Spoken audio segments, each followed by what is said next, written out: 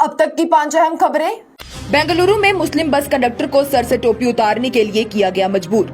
Social media पर आए दिन ऐसे वीडियोस वायरल होते रहते हैं जहां पर मुस्लिम बिरादरी से ताल्लुक रखने वाले लोगों को किसी न किसी बात को लेकर जय श्री राम के नारे लगाने के लिए मजबूर किया जाता है या फिर उनके सर पर नमाज पढ़ने वाली टोपी पहनने पर परेशानी जताई जाती है।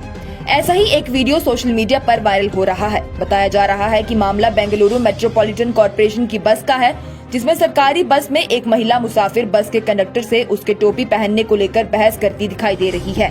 इतना ही नहीं, महिला बस कंडक्टर को टोपी उतारने पर भी मजबूर कर देती है और शिकायत करने की धमकी भी देती है। वीडियो में महिला बस कंडक्टर से सर पर टोपी लगाने को लेकर सवाल पूछना शुरू कर देती है और बार बार कंडक्टर से सवाल पूछती है कि क्या सरकारी ड्यूटी के दौरान वर्दी के साथ टोपी पहनने की इजाजत है। महिला कहती है कि सरकारी नौकर होने के नाते आपको अपने मजहब का पालन घर पर करना चाहिए, न कि अवामी मकामात पर।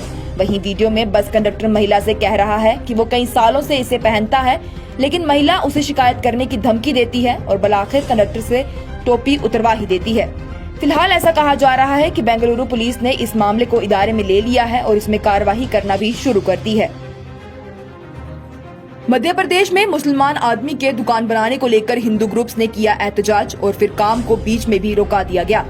मुस्लिम दुकानदारों पर पिछले कई महीनों से मानो देश भर में परेशानियों का पहाड़ टूट पड़ा हो। कहीं उन्हें दुकानें खाली करके भाग जाने की धमकी दी जा रही है, कहीं उनका इकोनॉमिक बाइकआउट करने की कस्में खिलाई जा रही हैं, तो कहीं उन्हें दुकानें ही नहीं बनाने दी जा रही। ऐसा ही एक मामला मध्य प्रदेश के सोनकच्छ से सामने आया है, जहां के एमजी रोड पर एक मुस्लिम शख्स ने दुकान बनाने का काम लगवाया हुआ था, जिसके बाद हिंदू फार राइट ग्रुप्स ने हजारों की तादाद के लोगों के साथ मिलकर दुकान को बनाने के काम के खिलाफ एहतजाज किया और उसे रोकने और तोड़ने के लिए नगर बंद बुलाया। साथ ही बस स्टैंड से एसडीएम ऑफिस तक रैली भी निकाली। इसके बाद सीएम के नाम एक मेमोरेंडम भी सौंपा गया। साबिक कानून साज राजेंद्र वर्मा ने कहा कि गैर कानूनी तरक्याती कामों को बर्दाश्त नहीं किया जाएगा और ऐसा करने वालों पर जल्द ही कार्रवाई हो और ऐसे बनाए गए ढांचों को तोड़ा जाए। वहीं दूसरी तरफ मुस्लिम समाज के सदर गब्बू भाई ने कहा कि कोई भी गैर कानूनी काम नहीं किया जा रहा, पूरी तरह से इजाजत लेकर ही काम किया जा रहा है और उनके पास उस जमीन के 1807 से लेकर आज तक के सारे कागजात हैं और वो इलाके में अमन और चैन चाहते हैं। इतना ही नहीं, उनका ये भी कहना है कि मुस्लिम समाज कभी भी कोई ऐसा काम नहीं करेगा जिससे इलाके में शांति या अमन खराब हो और अफसर ईमानदारी से काम करके उनके कागजातों को सही से जांच करके उनका साथ दें और उनके साथ इंसाफ करें। कश्मीर में भाजपा के हालातों को लेकर बोली महबूबा मुफ्ती। गुंडा घर में घुसकर सबको पीटने के बाद अब घर में चुप्पी होने का कर रहा है दावा। कल मरकज की जानिब से आर्टिकल 370 की सुनवाई से पहले एक एफिडेविट दर्ज किया गया था, जिसे सुप्रीम कोर्ट ने नजरअंदाज कर दिया। उसे लेकर पीपल्स डेमोक्रेटिक पार्टी की सरबराह महबूबा मुफ्ती ने श्रीनगर में प्रेस कॉन्फ्रेंस देते हुए कहा, आर्टिकल 370 पर मरकजी सरकार की जानिब से दिए गए हल्फनामे को नजरअंदाज करने के सुप्रीम कोर्ट के फैसले का खैर मकदम है, जिस पर 2 अगस्त से रोजाना तौर पर सुनवाई होगी। मंसूखे के बाद तब्दीलियों पर हुकूमत के दावों की तरदीद करते हुए महबूबा मुफ्ती ने कहा कि जम्मू कश्मीर में खामोशी नाफिज है। कश्मीर में बीजेपी की पॉलिसीज का हवाला देते हुए उन्होंने कहा कि गुंडा घर में घुस गया है और अंदर ही सबको मार पीट रहा है और अब वो घर के अंदर हुई खामोशी पर फख्र कर रहा है। उन्होंने कहा कि कश्मीर में किसी को भी फैक्ट्स बोलने की इजाजत नहीं है। ऐसा नहीं कि लोग हुकूमत के खिलाफ भी बोल रहे हैं, लेकिन लोगों को हुकूमत के बयानों के अलावा कुछ भी बोलने की इजाजत नहीं बख्शी जाती है। यहाँ तक कि सहाफियों पर भी यूएपीए और पब्लिक सेफ्टी एक्ट के तहत मुकदमा दर्ज किया जा रहा है। महबूबा मुफ्ती ने ये दावा करते हुए कहा कि मनसूखी के बाद जम्मू और कश्मीर में नाफिज तमाम क्वाइन गैर कानूनी है। उन्होंने कहा कि इंतजामिया कश्मीर के बारे में कोई कानून नहीं बना सकती है जब आइन तब्दीली से मुतल्लिक मामला अदालत में ज़र अल्तवा हो। 2019 में जब आर्टिकल को हटाया गया तो कानून के बुनियादी अहाते को पामाल किया गया। अदालती फैसला वाज़ेह था कि जम्मू कश्मीर की आइन साज असेंबली की सिफारिशात के बगैर 35 और 370 में कोई तब्दीली नहीं की जा सकती। इसलिए जब जम्मू और कश्मीर के खसूसी हैसियत को खत्म किया गया तब वहाँ कोई असेंबली ही नहीं थी। साबिक वजीर आला ने 2018 के एक और फैसले का हवाला देते हुए कहा कि एससी ने कहा था कि चूना के रियासत के आइन साज असेंबली का वजूद खत्म हो गया है, इसलिए सदर आर्टिकल 370 को मनसूख करने के लिए अपनी सिफारिश हासिल करने की लाजमी शर्त को पूरा नहीं कर सकती। पाकिस्तान से अपने प्यार के लिए 4 बच्चों के साथ आई सीमा हैदर पर उठे सवाल। आजकल एक सीमा हैदर नामी पाकिस्तानी लड़की बड़ी चर्चाओं में है, जो कि पाकिस्तान से अपने 4 बच्चों के साथ हिंदुस्तान आई है, वो भी अपने प्यार सचिन के लिए। सीमा हैदर काफी चर्चाओं में इसलिए है क्योंकि उनके मुताबिक वो पाकिस्तान में एक मुस्लिम खानदान से ताल्लुक रखती हैं।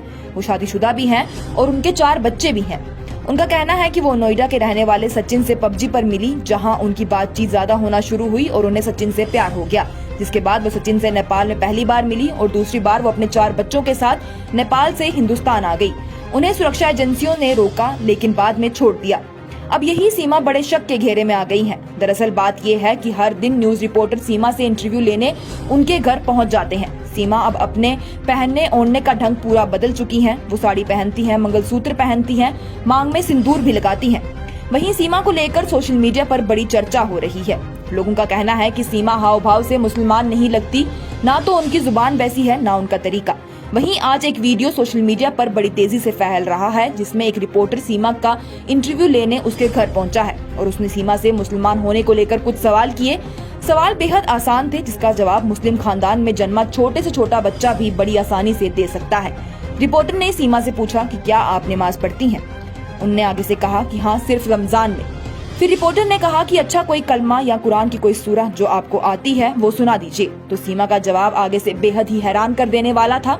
सीमा का कहना था कि उन्हें आती है एक सूरह लेकिन वो भूल गई हैं, जबकि पहला कलमा एक ऐसी चीज है जो कि हर मुसलमान को बेजुबानी याद रहता है, लेकिन वो भी सीमा बोल ना पाई। सोशल मीडिया पर उनके इस इंटरव्यू के बाद तनकीदों का समुंदर बह गया। लोगों का कहना था कि सीमा की जांच अच्छे से की जानी चाहिए, क्योंकि वो खुद को मुसलमान बताने का झूठा दावा कर रही हैं, जबकि वो असल में मुसलमान नहीं है और हो सकता है कि वो कोई खुफिया एजेंसी से ताल्लुक रखती हों। बाप बेटे की सरकार नहीं चाहिए तो कम से कम किसी की तो चुनाव करवा कर सरकार लाइए। उमर अब्दुल्ला का भाजपा पर तीखा वार।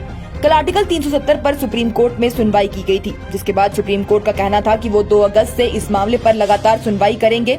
वहीं इसके बाद नेशनल कॉन्फ्रेंस के वाइस प्रेसिडेंट उमर अब्दुल्ला ने ट्वीट करते हुए कहा, अदालत में खुद मुबारकबाद करने के बाद भी इंतखाबात के इनकाद में मरकज की हिचकिचाहट सिर्फ इस शवा की तस्दीक कर सकती है कि जम्मू और कश्मीर के लोगों के मुफ्ताद से ज्यादा मुतज़बाना सियासी तहफुजात मरकज पर भारी है। उन्होंने कहा कि सुप्रीम कोर्ट की समातों को इंतखाबात में ताखिर की कोई और वजह पेश नहीं करनी चाहिए।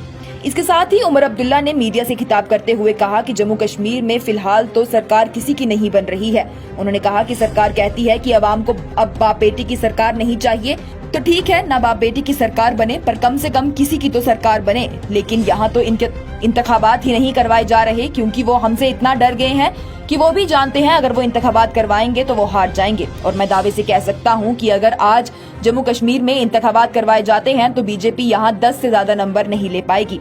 और जो वो दावे करते हैं कि वो 50 से ऊपर लाएंगे, तो वो इंतखाबात करवा कर देख लें। उमर अब्दुल्ला का कहना है कि ये भाजपा सिर्फ बातें करती है और हर बात इलेक्शन कमीशन पर डाल देती है कि वो तैयार है, जबकि इलेक्शन कमीशन ने साफ तौर पर कहा है कि उन्हें हुकूमत हिंद से जम्मू कश्मीर के हालात ठीक होने का इशारा चाहिए, जो कि भारत सरकार नहीं दे रही। इतना ही नहीं, उमर अब्दुल्ला ने ये भी कहा कि अगर लोगों को बाप बेटा नहीं चाहिए, बेटी नहीं चाहिए, कल को पोता पोती कोई भी हो नहीं चाहिए, तो ठीक है, पर इंतखाबात तो करवाए जाए ताकि खुद की पसंद की सबकी सरकार आ जाए। ये थी अब तक की 5 अहम खबरें। लेटेस्ट अपडेट्स के लिए देखते रहिए न्यूज इनसाइडर 24/7।